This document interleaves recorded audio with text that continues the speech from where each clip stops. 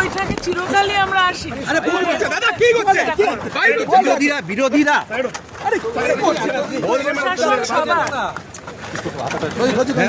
প্রশাসনটা সবার, এটা কোনো দলীয় কর্মসূচি নয়। কল্যাণীতে মুখ্যমন্ত্রী শুভেন্দু অধিকারীর প্রশাসনিক বৈঠকে বেনজির ছবি।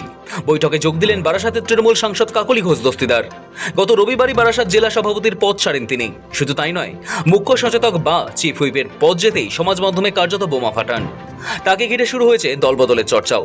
তার মধ্যেই মঙ্গলবার কল্যাণীতে মুখ্যমন্ত্রীর প্রশাসনিক বৈঠকে ডাকা গেল কাকলি ঘোষ দস্তিদারকে। বৈঠকে যোগ দেওয়ার সময় কাকলি ঘোষ দস্তিদার বলেছেন, প্রশাসনিক বৈঠক কোনো দলের নয়, প্রশাসনিক বৈঠক সবার। প্রশাসনিক বৈঠকে চিরকালই আমরা আসি। বিরোধীরা প্রশাসন সবার, প্রশাসনটা সবার, এটা কোনো দলীয় কর্মসূচি নয়। আমি বলতে পারবো না। কাকলি বুঝিয়ে দিতে চাইলেন, এটা কোনো দলীয় কর্মসূচি নয়, এটি প্রশাসনিক কর্মসূচি। সেই কারণেই তিনি উপস্থিত হয়েছেন। মঙ্গলবার কল্যাণীতে দলের সমস্ত সাংসদ বিধায়কদের নিয়ে পর্যালোচনা বৈঠকে বসেন মুখ্যমন্ত্রী শুভেন্দু অধিকারী। বৈঠকে উপস্থিত রয়েছেন প্রশাসনিক আধিকারিকরাও। মূলত 3 জেলার অর্থাৎ নদিয়া, হুগলি এবং উত্তর 24 পরগনা নিয়েই হবে এই বৈঠক।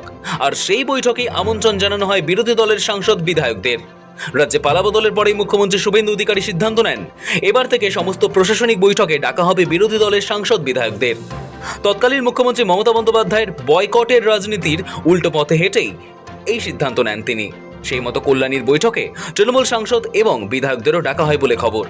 সেই আমন্ত্রণ পেয়েই এদিন বৈঠকে যোগ দেন বারাসাতের সাংসদ কাকলি ঘোষ দস্তিদার। তবে শুধু সাংসদরাই নন, বৈঠকে রয়েছেন স্বরূপনগর বিধানসভার তৃণমূল বিধায়ক বীণা মণ্ডল, দেগঙ্গার বিধায়ক আনিসুর রহমান বিদেশ এবং হারোয়ার বিধায়ক মোহাম্মদ আব্দুল মতিনো। তবে এদের মধ্যেই নজর কাড়ে বারাসাতের তৃণমূল সাংসদ তথা মমতা বন্দ্যোপাধ্যায়ের পুরনো দিনের সৈনিক কাকলি ঘোষ দস্তিদারের উপস্থিতি। কাকলি ঘোষ দস্তিদার তৃণমূলের বহু যুগের সৈনিক। কাকলির সঙ্গে মমতা বন্দ্যোপাধ্যায়ের রাজনৈতিক সম্পর্ক 1976 সাল থেকে। সে সময় ছাত্র রাজনীতি করতেন দুজনেই। মমতা ছিলেন যোগমায়া দেবী কলেজের ছাত্রী এবং ছাত্র পরিষদের নেত্রী। অন্যদিকে কাকলি কলকাতা মেডিকেল কলেজের ছাত্র রাজনীতির সঙ্গে যুক্ত ছিলেন। পরে 1984 সালে মমতার রাজনৈতিক উত্থানের সময় থেকে তার পাশে ছিলেন তিনি। মমতা বন্দ্যোপাধ্যায়ের সঙ্গে নানান সময় পথে নেমে আন্দোলনে দেখা গিয়েছে তাকে। বারাসাতে 3বার সাংসদ হওয়ার পাশাপাশি সাংগঠনিক জেলা সভাপতির পদ এবং মহিলা তৃণমূল কংগ্রেসের সভানেত্রীর পদও দীর্ঘদিন সামলেছেন। লোকসভাতেও তাকে গুরুত্বপূর্ণ পদ দিয়েছিলেন তৃণমূল সুপ্রিমো, তা হলো মুখ্য সচেতক বা চিফ হুইপ। কিন্তু 26 বিধানসভা ভোটে দলের বড় বিপর্যয়ের পর ওই পদ থেকে তাকে সরিয়ে দেওয়া হয়। চিফ হুইপের দায়িত্ব পান আরেক বর্ষিয়ান সাংসদ কল্যাণ বন্দ্যোপাধ্যায়। তাতে কাকলি বেশ গোসা করে পোস্ট করেছিলেন সোশ্যাল মিডিয়ায়, লিখেছিলেন, 4 দশকের আনুগত্যের পুরস্কার মিলল। তা নিয়ে কম চর্চা হয়নি। এরপর একে একে বিদ্রোহী হয়ে ওঠেন এই রাজনীতিক।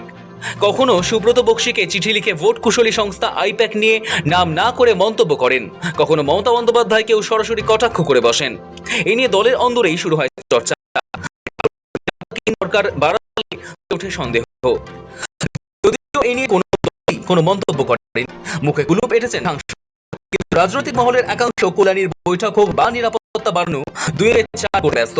এসবের মাঝেই গত রবিবার দলের জেলা সভাপতির পদ থেকে ইস্তফা কাকলি ঘোষ দস্তিদার। মনে করলাম যে স্বচ্ছতার বিরুদ্ধে এবং এই বৈভবের বিরুদ্ধে এবং যে প্রাতিষ্ঠানিক দুর্নীতির বিরুদ্ধে সর্বস্তরে কিছু বলার প্রয়োজন আছে, কোন একটা পদক্ষেপ প্রয়োজন আছে। নির্বাচনের যে ফলাফল, বিশেষ করে এই জেলায় যেখানকার আমি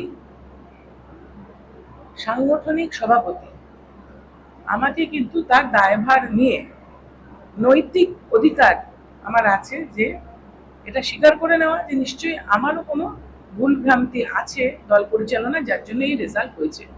তার জন্য আমি পদত্যাগপত্র পাঠিয়েছি আমাদের রাজ্য সভাপতি সুব্রত বক্সির কাছে। আমি সভাপতির পদ থেকে পদত্যাগ করেছি। কেন বিস্ফোরক হন কাকলি ঘোষ দস্তিদার?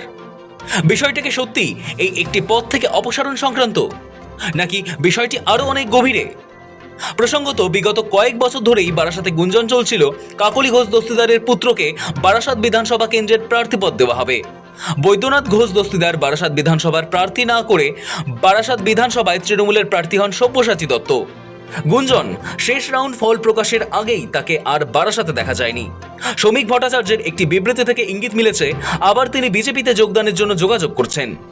দল ক্ষমতা থেকে সরতে না সরতেই সব্যসাচী দত্তের এরকম মেরু পরিবর্তনের অভিপ্সা জাগে তা অস্বাভাবিক নয়, কারণ এর আগেও তিনি তৃণমূল থেকে বিজেপিতে গিয়েছিলেন। অর্থাৎ সব্যসাচী দত্ত যা করছেন তাতে অবাক হওয়ার কিছু নেই, কিন্তু এই সব্যসাচী দত্তকে টিকিট দেওয়া হয়েছিল বারাসাত কেন্দ্রে কাকলি ঘোষ দস্তিদারের আর্জি নাকচ করে।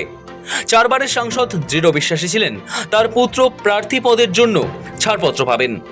4 দশকের বেশি সময় ধরে দলকে সময় দেওয়া এবং বেশ কিছুদিন ধরেই নিজের চিকিৎসা পেশা থেকে বিরত থেকে তৃণমূলের হয়ে বাংলা এবং বাংলার বাইরে লড়াই করেছেন কাকলি ঘোষ দস্তিদার। হাতরাস বা মহিলারা যেখানে নিগৃহীত হয়েছেন সেখানেই ছুটে গিয়েছেন তিনি। অথচ কল্যাণ বন্দ্যোপাধ্যায়ের পুত্র শীর্ষানু বন্দ্যোপাধ্যায় উত্তরপাড়া বিধানসভা থেকে টিকিট পেয়ে যান। কল্যাণ বা কাকলি দুজনেই 4 বারের সাংসদ, তাহলে তাদের পুত্রকে রাজনৈতিক ময়দানে আনার ক্ষেত্রে শীর্ষ নেতৃত্বের পৃথক ভাবনা কেন?